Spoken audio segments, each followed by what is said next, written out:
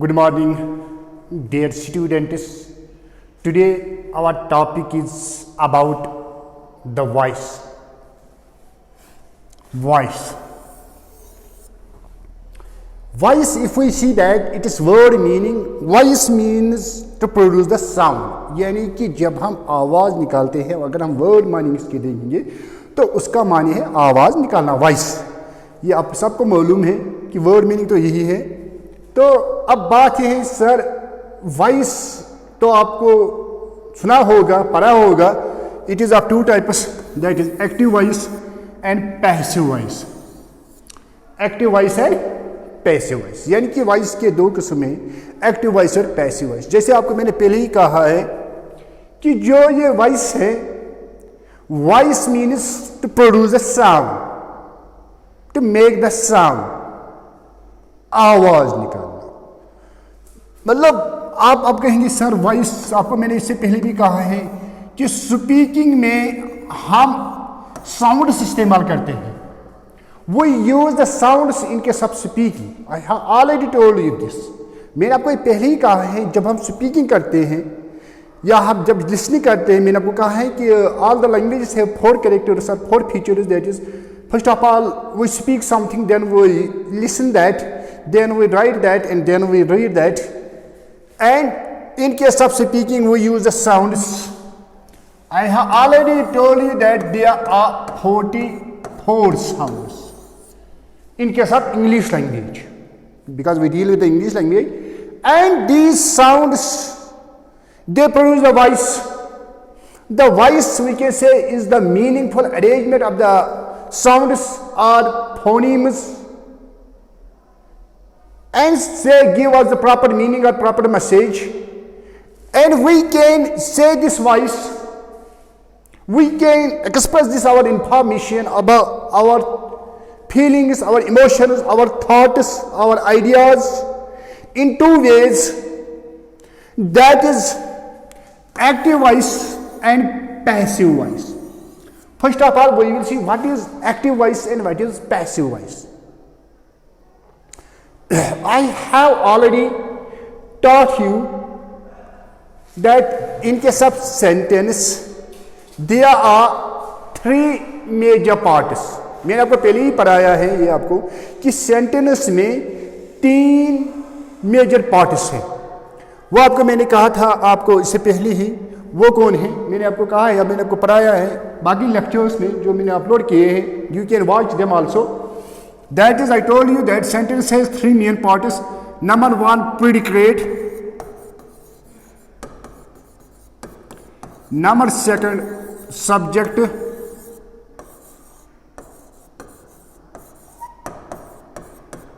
Number third मैंने आपको पढ़ाया था, उसमें होता है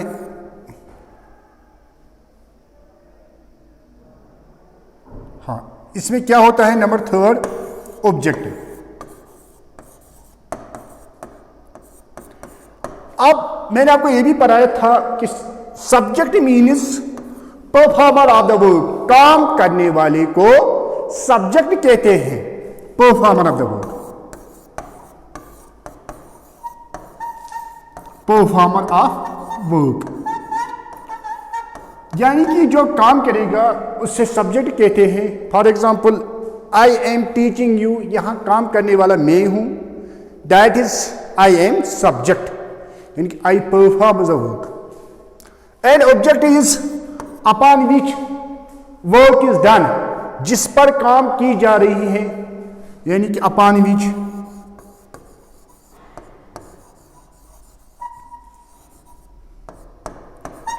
वर्क इज डन, जिस पर काम की जा रही है उससे ऑब्जेक्ट कहते हैं. For example, I teach you, that is I am subject and you are object. मैं काम कर रहा हूं किन पर, आप पर. आप यहां क्या है, यहां आप है ऑब्जेक्ट. और आपको याद रखना है यहां, for example, I teach you, मैं आपको पढ़ा रहा हूं, but what, English. That is, you have to remember that object is of two types.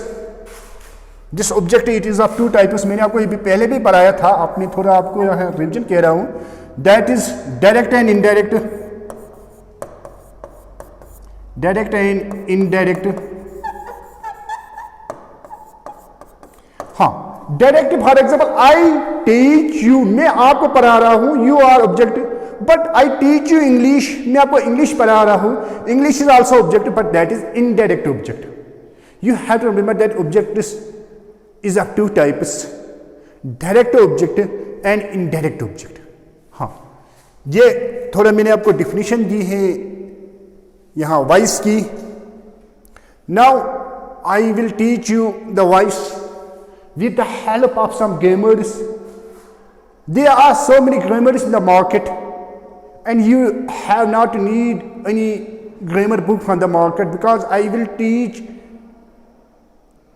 from all the grammars. I consult all the books or all the grammars from which are available in the market, and I see which topic is good from which grammar। यानी कि मेरे कहने का मतलब ये है कि market में बहुत सारे ग्रामर्स हैं, आपको लाने की जरूरत नहीं है, क्योंकि मैं देख रहा हूँ कि किस ग्रामर में कौन सा टॉपिक अच्छा है। मतलब किसी ग्रामर में एक टॉपिक अच्छा होता है, किसी में दूसरा टॉपिक, तो फिर मैं सिलेक्ट कर रहा हूँ वही। तो अब मैं एक ग्रामर से आपको पढ़ाऊंगा जो बहुत अच्छा है वॉइस के लिए। 1 सेकेंड।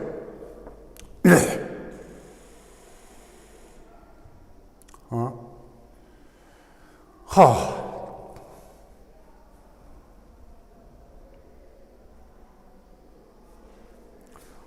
ओके। जैसे कि आपको मैंने पहले ही कहा है कि जो वॉइस है it is of two types. मैंने आपको पहले ही कहा है कि जो वॉइस है it is of two types, that is active voice and passive voice. अब यहां उसने यही लिखा है, मैंने आपको पहले ही कहा है जो ये वाला ग्रामर है ये उसके लिए अच्छा है वॉइस के लिए। अब ये वॉइस को पहले यहां डिफाइन कर रहा है। ये क्या कह रहा है? It is A form of a sentence that tells us whether the action is done by the subject or effect of the action is received। यानी कि मैंने आपको पहले ही कहा है जो ये वॉइस हमें ये क्या दिखा रहा है, ये हमें ये दिखा रहा है, हमें ये कह रहा है कि जो काम है, एक्शन मीन्स वर्क, जो मैंने आपको पहले ही कहा है, जो कि वर्क ग्रामर में वर्ब से दिखाया जा रहा है, या दूसरे लफ्ज में मैं आपको यह कहूंगा कि ग्रामर में हम वर्ब को वर्ब कहते हैं, या हम वर्ब को वर्ब कहते हैं। Verb means action, a work is done by the subject. मैंने अभी आपको कहा है सब्जेक्ट क्या होता है, यानी कि ये वॉइस हमें यहां यही दिखा रहा है कि क्या यहां काम सब्जेक्ट ने किए, whether the action is done by the subject or effect of the action is received। यानी कि या हमें यहां ये दिखा रहे हैं कि इसका असर क्या है, किस पर, received on the object। जो कि मैंने आपको पहले ही कहा है कि ऑब्जेक्ट क्या होता है। अब मैंने आपको पहले ही कहा है कि जो ये वॉइस है it is of two types. I have explained you that the voice is of two types, that is active voice and passive voice. अब एक्टिव वॉइस क्या है? हाँ, एक्टिव वॉइस में आपको याद रखना है व्हेन ए सब्जेक्ट, जैसे मैंने आपको पहले कहा है, when a subject the sentence is said to be in active voice, कब हम इसको कहते हैं? For example, he writes a letter. ही आपको मालूम है ये प्रोनाउन है अगर हम उस लिहाज से देखेंगे, मगर अगर हम ब्रॉडली देखेंगे तो यहां ये सब्जेक्ट है, ही यहां सब्जेक्ट है।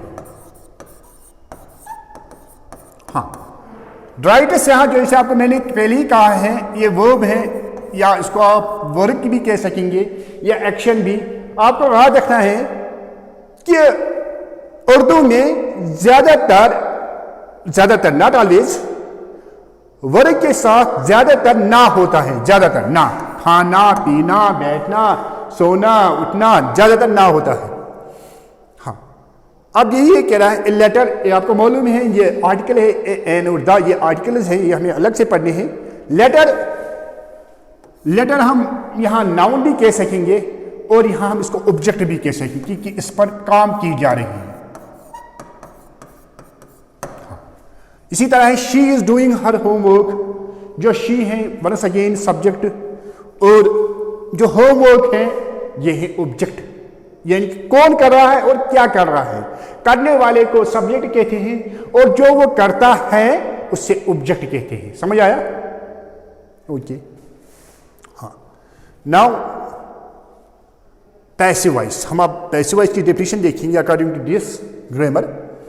When the effect of the action is received by the subject objective the sentence is said to be in passive. अब ऐसे समझो, या आपको सब्जेक्ट से परेशानी होगी, अब ऐसे समझो, when the effect of the action is received by the object, जब हम यहाँ ऑब्जेक्ट देख रहे हैं कि उस पर कैसे इफेक्ट हुआ है, यानी कि यहाँ सिट्रस से दे रहा है ऑब्जेक्ट पर।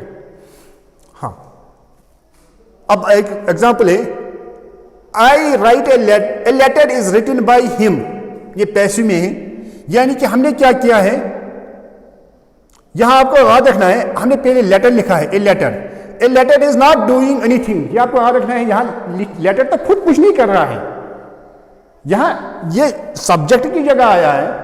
हमें तो लाना होता है पहले, पैसिव में पहले हमें ऑब्जेक्ट ही लाना होता है, सब्जेक्ट की जगह ऑब्जेक्ट और ऑब्जेक्ट की जगह सब्जेक्ट। मगर हमें ये सीधे ये मालूम होता है कि लेटर यहां खुद कुछ नहीं कर रहे हैं, letter is not doing anything, ये आपको याद रखना है।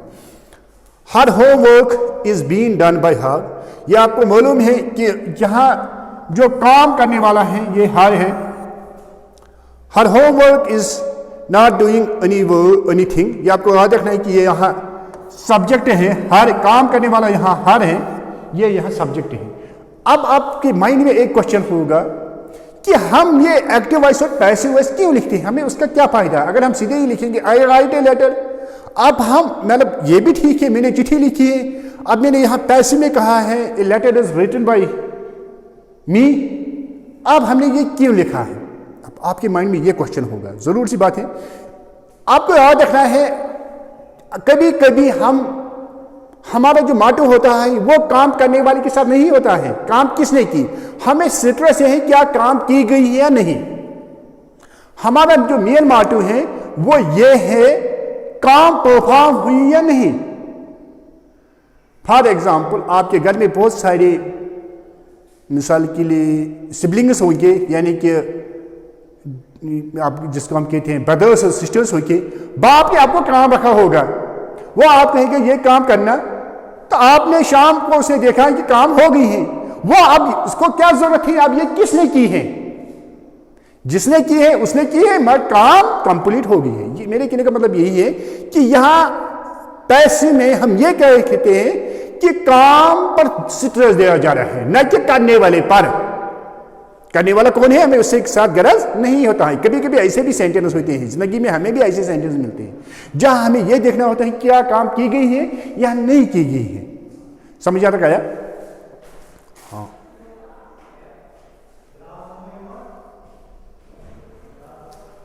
Please wait.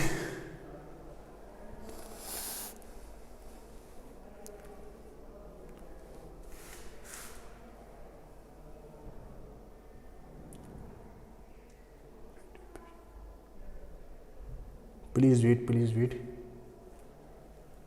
वॉइस,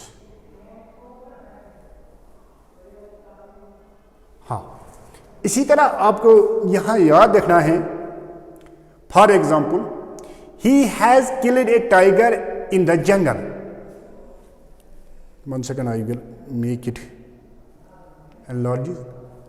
enlarge करने से थोड़ा इसमें दिक्कत होती है। हाँ,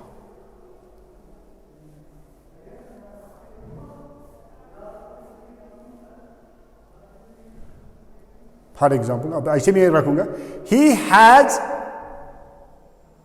killed a tiger in the jungle. यहां आपको याद रखना है, ही क्या है, सब्जेक्ट, काम करने वाला। ए टाइगर क्या है, किस पर काम की जा रही है, टाइगर पर, शेर पर, ये ऑब्जेक्ट है, ये आपको याद रखना है। हाँ, अब बात है सर हम कैसे ऑब्जेक्ट को पहचानेंगे। Object, how to find. Object receives the effect and is often found after the main verb, finite verb. आपको मैंने कहा है कि वर्ब की पहचान क्या है, ज्यादातर उर्दू में इसके साथ ना होता है, ना लिखना। मुझे लग रहा है आपको समझ में आया होगा। 1 सेकंड।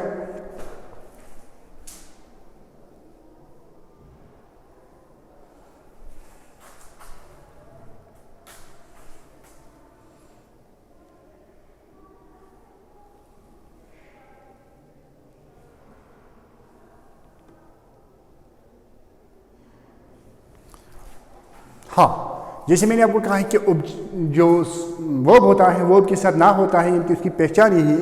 अब ऑब्जेक्ट की पहचान क्या होता है? ज़्यादातर ऑब्जेक्ट वर्ब के आफ्टर होता है, वर्ब पहले होता है, इसके बाद आफ्टर होता है ऑब्जेक्ट। समझ में आया?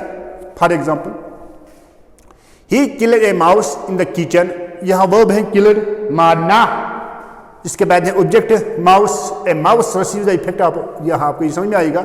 आई स्मैश द गिलास, आपने स्मैश किया है किसको? गिलास को, पहले स्मैश, इसके बाद है, और आपको ये याद रखना है, हाँ ये आपको जरूर याद रखना है, जब हम जो यहाँ हम नाउन या प्रोनाउन कहेंगे, जब हम इनको एज सब्जेक्ट इस्तेमाल करते हैं उस वक्त एक तरीके से इस्तेमाल की जा रहे हैं, जब इनको हम ऑब्जेक्ट एज इस्तेमाल करते हैं तो उस वक्त हम उनको दूसरे तरीके से इस्तेमाल करते हैं, वो आपको थोड़ा याद रखना है।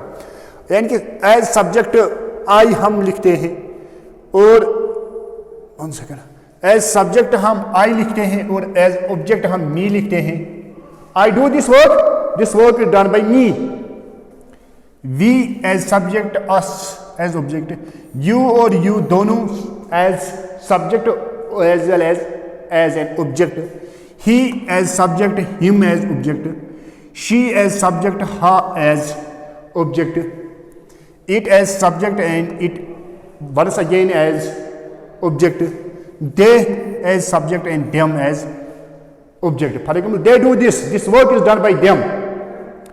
हाँ, और अब आप थोड़ा यहाँ ये काइंडनेस ऑफ वर्ब हमें आ रहे हैं। मैंने आपको पहले ही कहा है कि वर्ब जो होता है ये हमें काम के बारे में कह रहा है। A verb tells us about action और स्टेट ऑफ द सब्जेक्ट और एजेंट।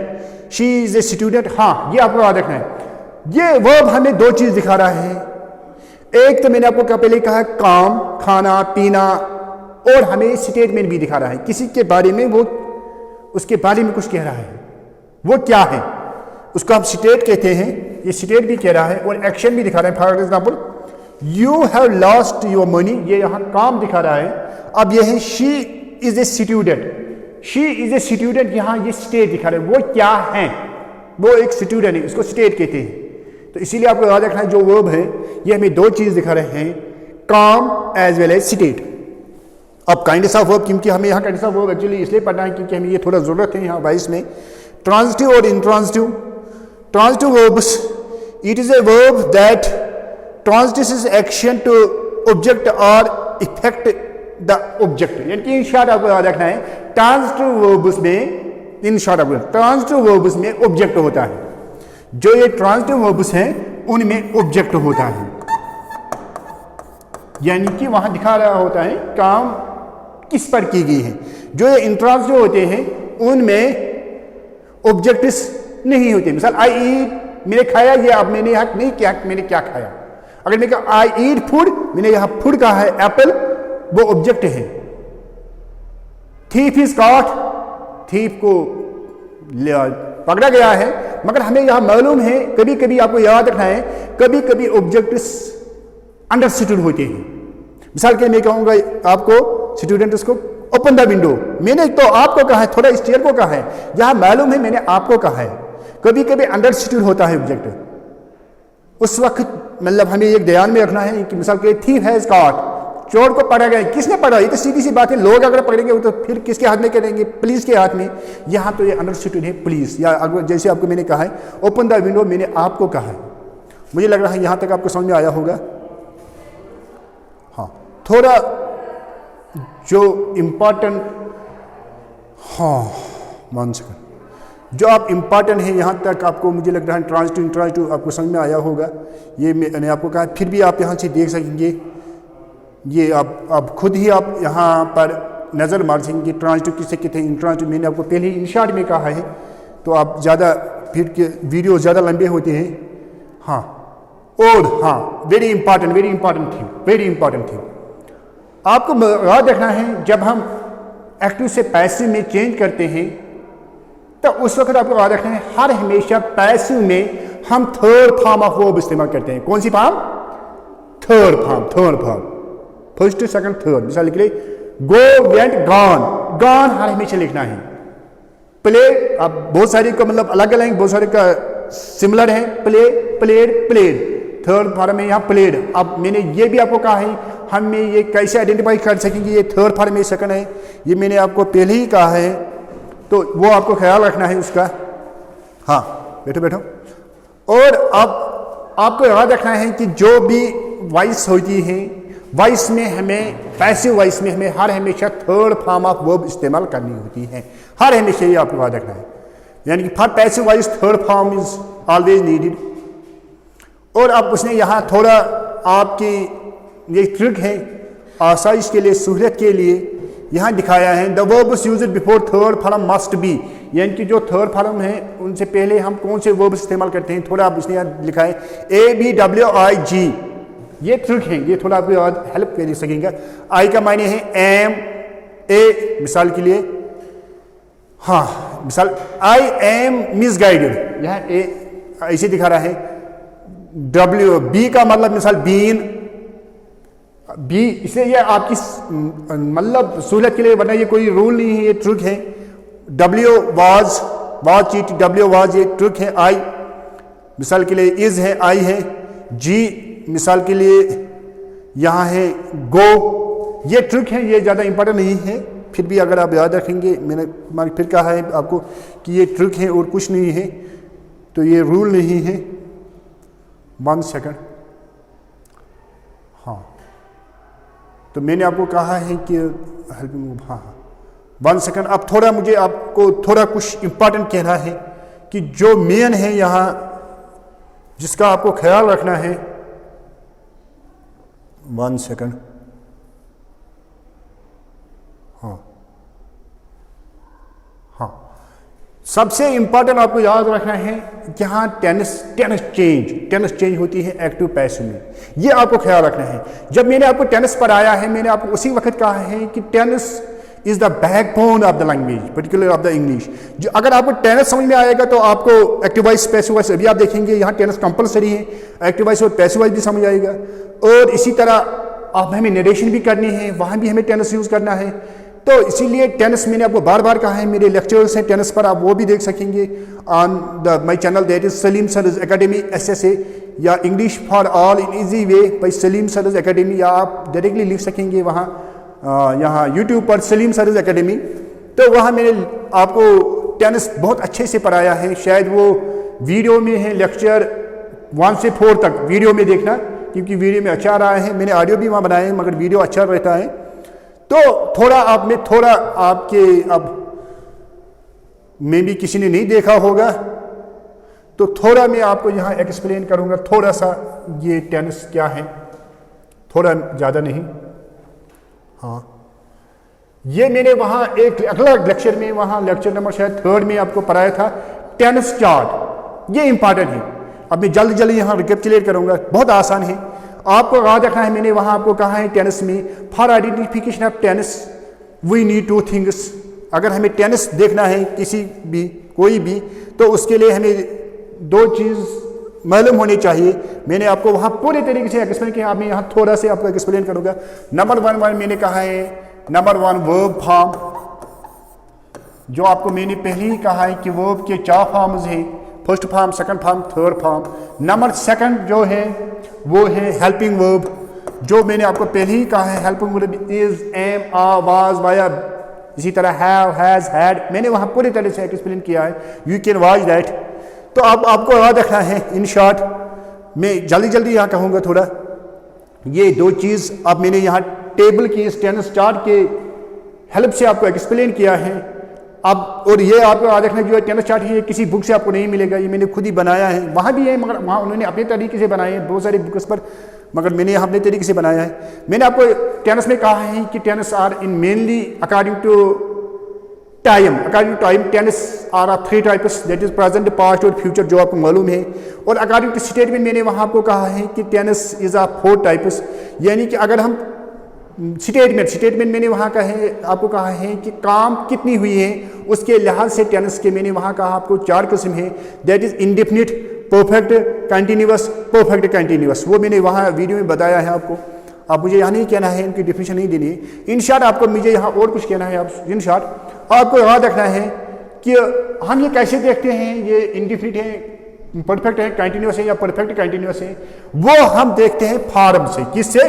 वर्ब फॉर्म से। जो मैंने आपको अभी कहा है कि वर्ब फॉर्म से हमें ये मालूम होता है कि ये कौन सा टेनिस है इंडेफिनिट पर। इन शॉर्ट आपको याद रखना है, इन शॉर्ट इंडेफिनिट्स के साथ फर्स्ट फॉर्म इस्तेमाल होती है। Present indefinite, past indefinite, future indefinite, हर किसी इंडेफिनिट के साथ first form, first form, first form, first form हर। हाँ, अब मैंने यहाँ ये सेकंड फॉर्म भी रखी है पास्ट इंडेफिनिट में, मगर ये कभी कभी इस्तेमाल होती है, कभी कभी। मैंने वहाँ टेनिस चार्ट में ये एक्सप्लेन किया है कि वहाँ मैंने रूल्स कहे थोड़ा कि कब होती है। हाँ, और इन शॉर्ट आपको याद रखना है कि जो परफेक्ट होते हैं, present perfect, past perfect, future perfect, वहाँ थर्ड फॉर्म इस्तेमाल होती है। With all परफेक्ट्स third form of the verb is used. कभी कभी सेकंड फॉर्म वो मैं आपको कहूँगा, वो मैंने आपको कहा भी है, टेनिस में कभी कभी सेकंड फॉर्म भी इस्तेमाल होती है। हाँ, और आपको याद रखना है, हाँ, जो कंटिन्यूअस और परफेक्ट कंटिन्यूअस है, क्योंकि हमें इस वक्त टेनिस नहीं पढ़ना है, हमें वॉइस पढ़ना है, इसीलिए मैं जल्दी जल्दी यहाँ दिखा रहा हूँ, मगर ये मुझे ज़रूरी है। हाँ, कंटिन्यूअस में आपको याद रखना है, वहाँ फोर्थ फॉर्म इस्तेमाल होती है। हर किसी कंटिन्यूअस में फोर्थ फॉर्म इस्तेमाल हो रही है। कंटिन्यूअस और परफेक्ट दोनों में, कंटिन्यूअस और परफेक्ट दोनों में फोर्थ फॉर्म इस्तेमाल होती है। अब फर्क ये है, जो परफेक्ट कंटिन्यूअस है वहाँ आल्सो सिनस और फार इस्तेमाल होता है, सिनस और फार। तो वो मैंने आपको कहा है कि सिनस पॉइंट ऑफ टाइम और for period of time. Point means बराबर कहाँ से, पीरियड मीन्स ड्यूरेशन कितने टाइम तक, तो वो मैंने आपको कहा है। तो इसी तरह आपको ये थोड़ा याद रखना है, ये टेनिस चार्ट ये आपको ज़रूर याद रखना है। और ये अब बात है, सर हम कैसे देखेंगे क्या ये प्रेजेंट इंडेफिनिट, पास्ट इंडेफिनिट, वो हमें मालूम होता है हेल्पिंग वर्ब से। आपको याद रखना है, प्रेजेंट इंडेफिनिट में हेल्पिंग वर्ब डू और डज इस्तेमाल होता है, पास्ट इंडेफिनिट में डिड, फ्यूचर इंडेफिनिट में विल और शैल। इसी तरह प्रेजेंट परफेक्ट में हेल्पिंग वर्ब हैव, हैज, और इसी तरह had, will have, shall have. इसी तरह कंटिन्यूअस में यहाँ है, इसी तरह परफेक्ट कंटिन्यूअस में है। आप समझते हो कि सर हमें जल्दी जल्दी ये दिखा रहा हूँ, एक्चुअली ये हमारा आज का टॉपिक नहीं है, ये मैंने ऑलरेडी पढ़ाया है, मैं बार बार कह रहा हूँ। उसके अलग लेक्चर वहाँ मैंने अपलोड किया है, वो यूट्यूब पर है, सलीम सरोज एकेडमी पर है, वो आप वहाँ से देख सकेंगे। हाँ, और अब बात है जो हमें यहाँ टेनिस, यहाँ एक्टिव वॉइस पैसिव वॉइस में टेनिस पढ़ना है, वो क्या है, वही मुझे आप दिखाना है आपको। 1 सेकंड। हाँ, जो हमें यहाँ करना है, यहाँ हमें टेनिस को क्या करना है, वही मुझे आपको दिखाना है। हाँ,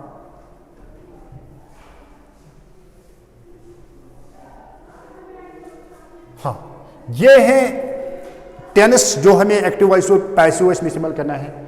वॉइस चार्ट टेनिस, यानी कि कौन सा टेनिस हमें कैसे इस्तेमाल करना है, कौन टेनिस किस टेनिस में चेंज होता है जब हम एक्टिव से पैसिव में चेंज करते हैं, ये आपको याद रखना है।